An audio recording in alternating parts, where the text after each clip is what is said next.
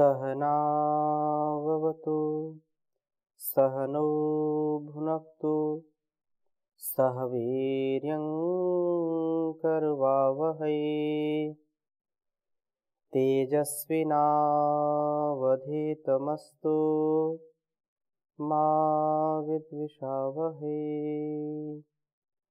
ओम शांति शांति शांति। वैदिक जीवन पद्धति की इस कक्षा में आप सभी का हार्दिक स्वागत है, अभिनंदन है। वेदो अखिलो धर्म मूलम, वेद सब सत्य विद्याओं का पुस्तक है। वेद का पढ़ना, पढ़ाना, सुनना, सुनाना तथा अपने आचरण मिलाना हम सबका परम कर्तव्य है, क्योंकि वेद से विपरीत आचरण यदि हम करेंगे, वेद माता की आज्ञा का उल्लंघन करेंगे, तो कभी भी हमारा जीवन सुखमय नहीं हो सकता है। इसलिए हमारे ऋषि मुनियों ने वेदों के आदेश का पालन करते हुए, उनके निर्देश का पालन करते हुए पूरे जीवन को जिया है और वैसा ही उपदेश हमारे लिए किया है।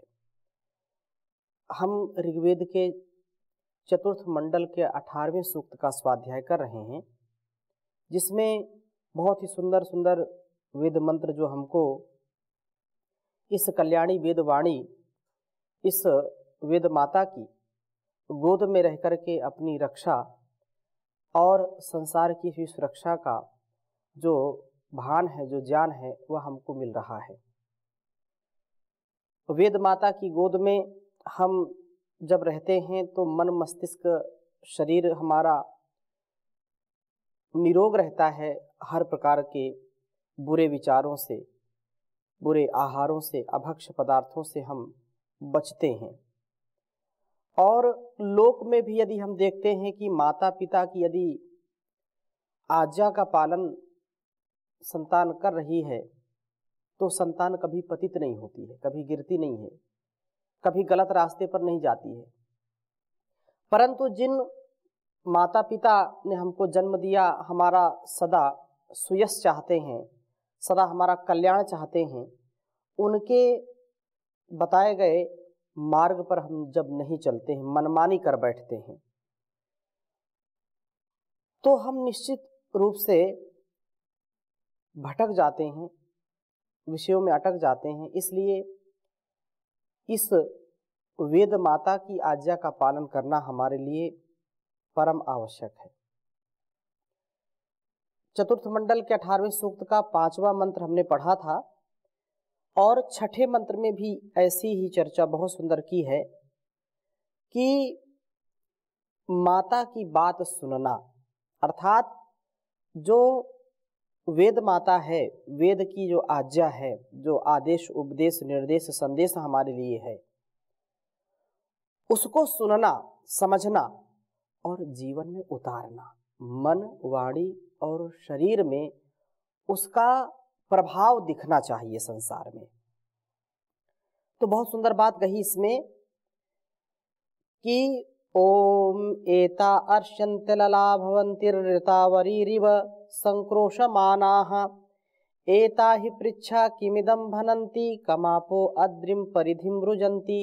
बहुत सुंदर बात कही है कि जो वेद वाणियाँ हैं, जो वेद माता की जो वाणी है, जो उसका संदेश है, अर्शंति, हमें प्राप्त होती हैं। ये हमारे लिए अलालाह भवंती, अलम वारणम लांति, पाप से निवारण की शक्ति प्राप्त कराती हैं। और ऐसी शक्ति जो हमको पापों से बचाती है।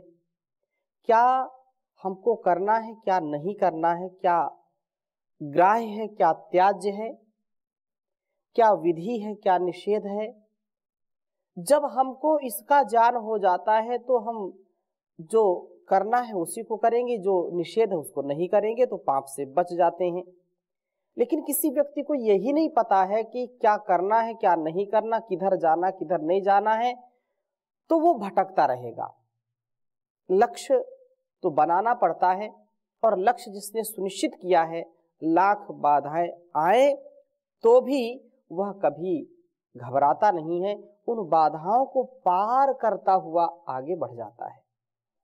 इसलिए कहा कि ऋतावरी ही इव, ये हमारे लिए ऋत का, सत्य का रक्षण करने वाली होती हैं।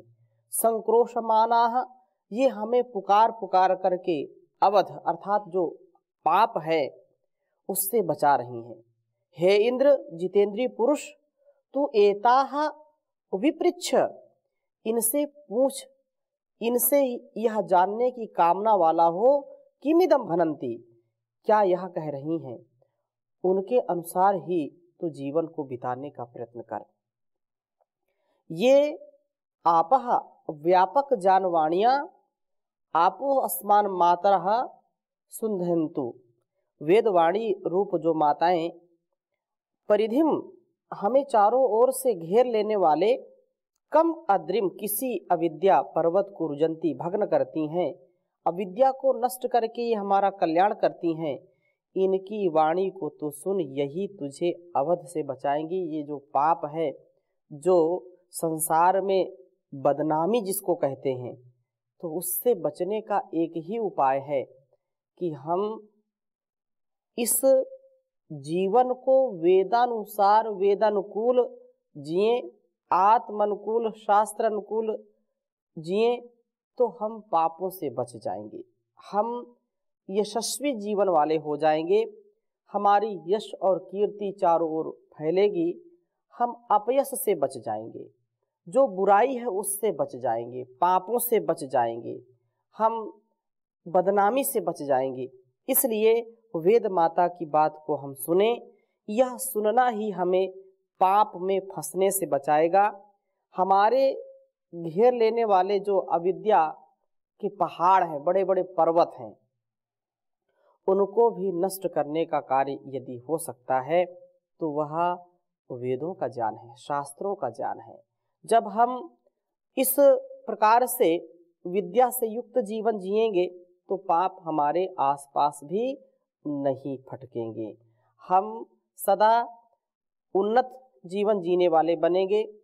और हमको यह भी स्पष्ट ज्ञान हो जाएगा कि वास्तव में यह संसार जो हमको इस जीवन और जगत की भलाई के लिए मिला है, आत्मोन्नति से राष्ट्रोन्नति विश्वोन्नति के लिए मिला है, उसमें आत्मनो मोक्षार्थम जगत हिताय च की जो भावना है वह निसंदेह सफल होती है। परंतु यदि पाप और पुण्य का, अधर्म का धर्म का, यदि सत्य असत्य का, अविद्या और विद्या का ज्ञान हमको नहीं होगा तो फिर हम नए नए एक्सपेरिमेंट करते रहेंगे और भूलते भटकते रहेंगे, इधर उधर विषयों में अटकते रहेंगे, अपने आप का कभी उत्कर्ष नहीं कर सकते हैं। लेकिन जिसको यह पता है कि यह रास्ता है, यह पथ है सामने और यह वहाँ जाता है जिस लक्ष्य की हमको प्राप्ति करनी है, तो इधर उधर भूलना भटकना छोड़ करके वो सीधा पथ जो उसको दिखाई पड़ता है उधर की ओर बढ़ जाता है और उसको लक्ष्य की प्राप्ति हो जाती है। किसी व्यक्ति को कहीं जाना है, माना कि दिल्ली जाना है, राजधानी देश की जाना है, और उसको पता नहीं है रास्ता, तो सैकड़ों मिलेंगे, हजारों रास्ते मिलेंगे, किस किस रास्ते पर वो जाता रहेगा। एक सीधा रास्ता भी तो होगा जो सीधा राजधानी तक पहुंचाने वाला है, और ऐसे तो हजारों रास्तों में वो पूरा समय व्यर्थ ही इधर उधर भटकता फिरेगा और उसको जिस समय पहुंचना है उस समय वो पहुंच नहीं पाएगा। ऐसे ही संसार के सारे कर्तव्यों का पालन करते करते भी हमको अपने ध्येय को कभी नहीं भूलना चाहिए, हमारा जो लक्ष्य है उस लक्ष्य को कभी नहीं भूलना चाहिए। हमारा जीवन इसलिए मिला है कि हम अपने धर्म, अर्थ, काम और मोक्ष की प्राप्ति कर सकें, इस संसार की भलाई कर सकें और आत्मोन्नति कर सकें। इसलिए इस वेदवाणी से हमको एक एक जो हमारा ज्ञान है, जो विज्ञान है, उसको हम समझ पाते हैं, क्या ग्राह्य क्या त्याज्य है, क्या पाप क्या पुण्य है, उसका ज्ञान हमको होता है। तो इस बिंदु को एक वेद मंत्र के साथ हम अभी आगे आपको बताएंगे। चतुर्थ मंडल के 18वें सूक्त का यह 7वां मंत्र है, बहुत सुंदर मंत्र है। इसको प्रथम लिखता हूं मैं, फिर चर्चा करूंगा। ओम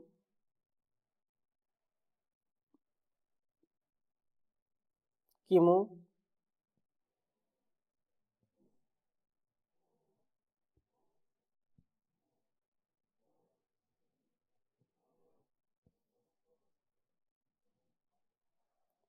किमु स्विदस्मै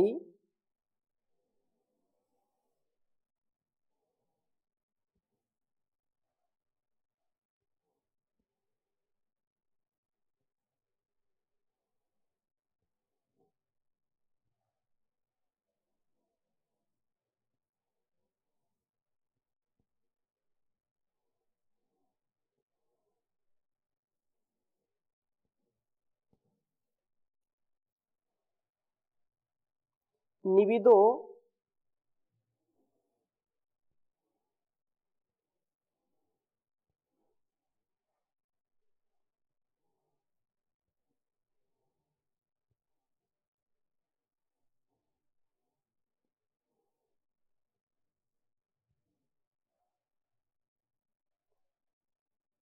भनन्देन्द्रस्यावद्यम्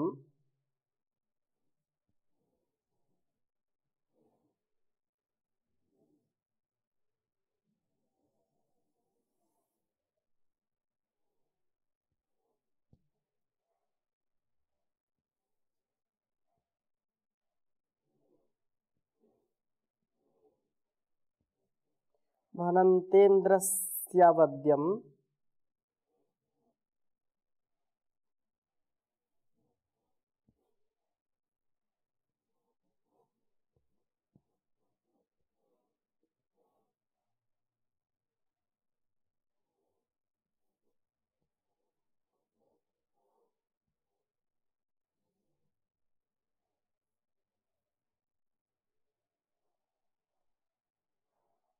दिधिशन्ता आपः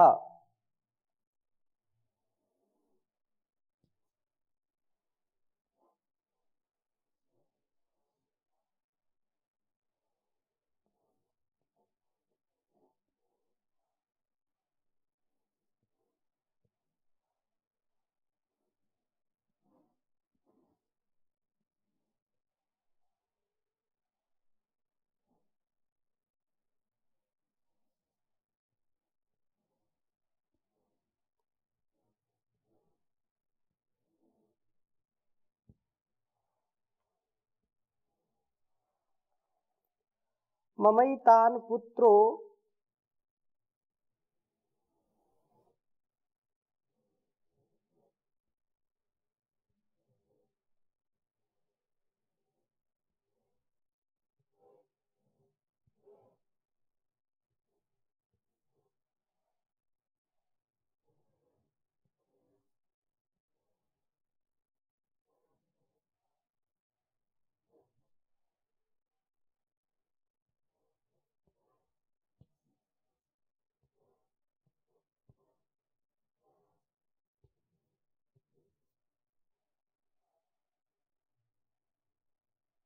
महता वधेन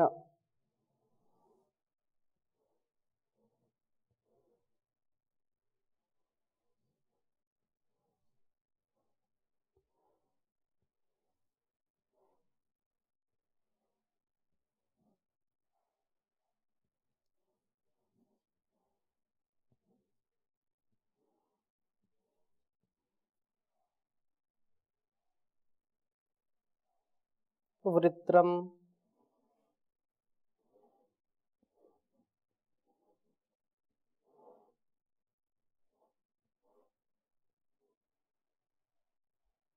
जघन्वा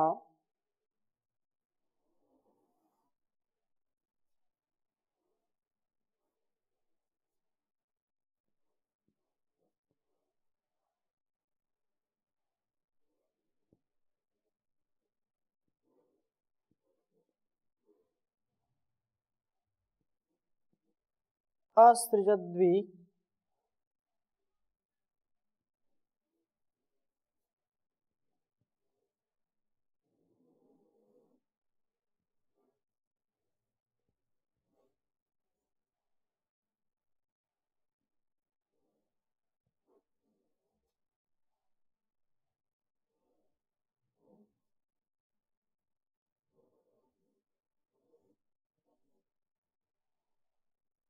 सिंधून।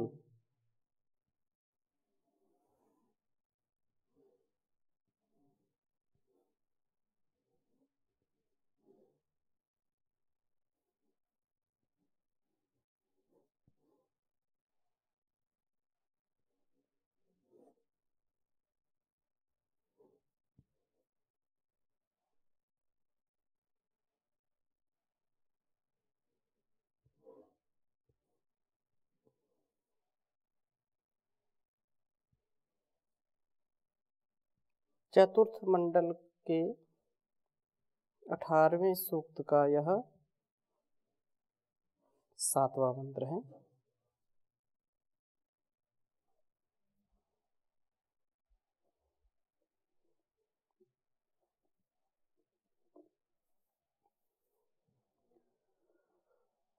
ओम किमु स्वदस्मै निविदो भनन्ते इन्द्रस्य वद्यं दिधिषन्त आपः ममैतान् पुत्रो महता वधेन वृत्तं जघन्वा असृजद्वि सिन्धून्। ओम किमु स्वदस्मै निविदो भनन्तेन्द्रस्य वद्यं दिधिषन्त आपः ममैतान् पुत्रो महता वधेन वृत्रं जघन्वा असृजद्वि सिंधून्। बहुत उत्तम भाव है इस वेद मंत्र का। कहा कि अस्मयी, इस वेद माता के पुत्र के लिए वेदानुकूल जीवन बिताने वाले के लिए, वेद माता का पुत्र कौन होगा? जो इस वेद विद्या को, इस वैदिक जीवन पद्धति को जीवन में उतारता है। मन, वाणी और व्यवहार में जो दृष्टिगोचर होता है, जो इसकी आज्ञा के अनुसार ही जीवन को जीता है, वही वास्तव में वेद माता का पुत्र है। तो वेदानुकूल जीवन बिताने वाले के लिए निविदः, ये निश्चयात्मक जान देने वाली वेदवाणियां किम उ अवद्यम, क्या निश्चय से पाप है, इस बात को स्वित निश्चय पूर्वक भनंत वह देती हैं, प्रतिपादित कर देती हैं। इस प्रकार पाप का जान दे करके उसे पाप से बचाती हैं।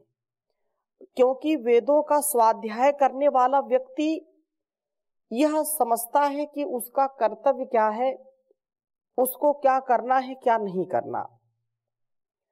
जैसे विधि और निषेध, ईशावास्यमिदं सर्वं यत् किंच जगत्याम जगत तेन त्यक्तेन भुंजीथा मा गृधा कस्य स्विद्धनम। अर्थात त्याग पूर्वक इस संसार का उपभोग करो, यह विधि हो गई कि आप संसार में जो कुछ भी पाए हैं वो संसार से आप लेकर के जा नहीं सकते। उस परमात्मा से सब कुछ मिला है और सब यहीं रह जाएगा। इसलिए आसक्ति को छोड़ करके जो अत्यंत अनिवार्य है, जितना आपके लिए आवश्यक है, उसका उपभोग करिए, विधि हो गई। फिर निषेध क्या है? मां गृधा कस्य स्विद्धनम, किसी के भी धन की लालच मत करो, किसी के भी वस्तु की जो लोभ की स्थिति आपके मन में है, तो लोभ भी किसी के वस्तु का नहीं करना चाहिए। हम आनंद से युक्त जीवन जिए, किसी के भी धन दौलत को देख करके, उसके ऐश्वर्य को देख करके उसे जले नहीं। हम अपने स्वयं के जीवन को श्रेष्ठ बनाएं, स्वयं इतने बलशाली बने, बुद्धिमान बने, शक्तिशाली बने, ऐश्वर्यशाली बने दूसरों के हम धन का कभी भी मन में लोभ ना करें, यह बात है। दूसरा, कुर्वन्निवेह कर्माणि जिजी विशेष क्षतम समाह, तुम इस संसार में वेदानुकूल, धर्मानुकूल, आत्मानुकूल आचरण करते हुए, कर्मों को करते हुए 100 वर्ष तक जीने की इच्छा करो।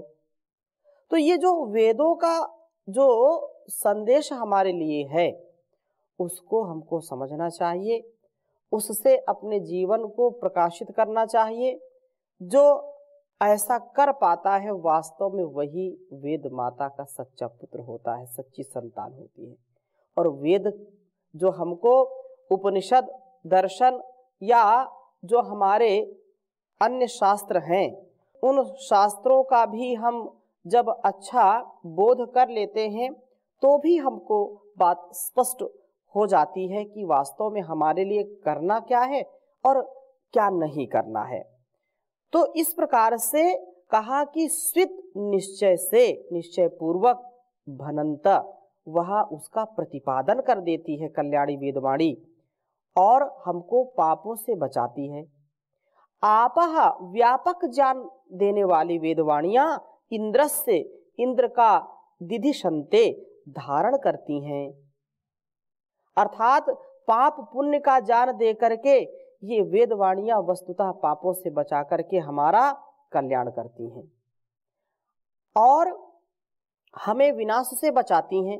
वेद माता कहती है कि मम पुत्रः, मम पुत्रः, मेरा यह संतान मेरे द्वारा बहुत ही अपने आप का परिष्कार करने वाला हो, अपना पवित्रीकरण पुनाति, अपना पवित्रीकरण व त्राण त्रायते, रक्षण करने वाला यह मेरा पुत्र सदा आगे बढ़ता रहे, इसको कोई भी संसार का दुर्गुण दुर्व्यसन सताने ना पाए। महतावधेन, इस महनीय महान ज्ञान रूप वज्र से वृत्रम जघनवान, वासना को विनष्ट करने वाला होकर के एतान सिंधून, इन ज्ञान प्रवाहों को विअसृजत, विशेष रूप से अपने अंदर उत्पन्न करता है। वासना ही ज्ञान प्रवाह की प्रतिबंधिका है।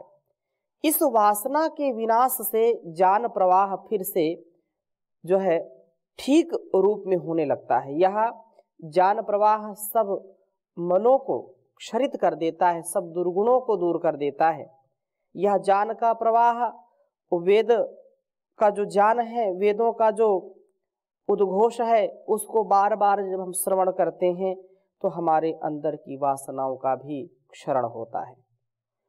वेदों का श्रवण, वासनाओं का क्षरण जब हम सुनेंगे और वैसा फिर जीवन में जिएंगे तो निसंदेह कितना भी व्यक्ति अपने इस संसार में आकर के वासनाओं को एकत्रित किया है, यदि उसके अंदर थोड़ा सा भी वैराग्य है, विवेक है, तो निसंदेह इस वेदवाणी से अपने पापों का हरण करता है और पुण्यों से अपने जीवन को भर लेता है। इसलिए वेद ज्ञान हमें पाप पुण्य का प्रबोध कराता है, पाप से बचना है और पुण्य से अपने आप को युक्त करना है। ऐसा ज्ञान देकर के पापों से बचाता हुआ हमारा भरण पोषण करता है, हर प्रकार से हमको श्रेष्ठ आचरण करने का संदेश देता है। हम शुभ अशुभ से अपने आप को विवेक और वैराग्य की जो दृष्टि है उसको युक्त करें। जब हम ऐसा करेंगे तो हम निसंदेह अपने और इस संसार के लिए श्रेष्ठ आचरण करने वाले बनेंगे। और यदि हम पाप करते रहें, अधर्म करते रहें, तो कभी भी कल्याण नहीं होगा। कर्म कितना हमारा श्रेष्ठ है, जितना कर्म श्रेष्ठ होगा उतनी ही हमारी उपासना भी श्रेष्ठ होगी। कर्म श्रेष्ठ नहीं है और केवल ईश्वर का नाम हम ले रहे हैं तो फिर हमारा कल्याण नहीं होगा। इसलिए बहुत सुंदर बात कही है, कर्म खोटे तो ईश्वर के भजन गाने से क्या होगा, किया परहेज ना कुछ भी दवा खाने से क्या होगा। समय पर एक ही ठोकर बदल देती है जीवन को। जो ठोकर से भी ना संभले तो समझाने से क्या होगा। किया परहेज ना कुछ भी दवा खाने से क्या होगा। समय बीता हुआ हरगिज कभी ना हाथ आएगा। लिया चुग खेत चिड़ियों ने तो पछताने से क्या होगा। किया परहेज ना कुछ भी दवा खाने से क्या होगा। तू खाली हाथ आया है और खाली हाथ जाएगा। पथिक मालिक करोड़ों का भी कहलाने से क्या होगा। कर्म खोटे तो ईश्वर का भजन गाने से क्या होगा। किया परहेज ना कुछ भी दवा खाने से क्या होगा। तो हम वेदों के आज्ञा के अनुसार चलें, खोटे कर्म से बचें, श्रेष्ठ कर्म करें, दिव्य कर्म करें, तो हमारा जीवन भी दिव्य होगा। इन्हीं शुभकामनाओं के साथ आज की कक्षा को यहीं पर विराम देते हैं। ओम शांति शांति शांति।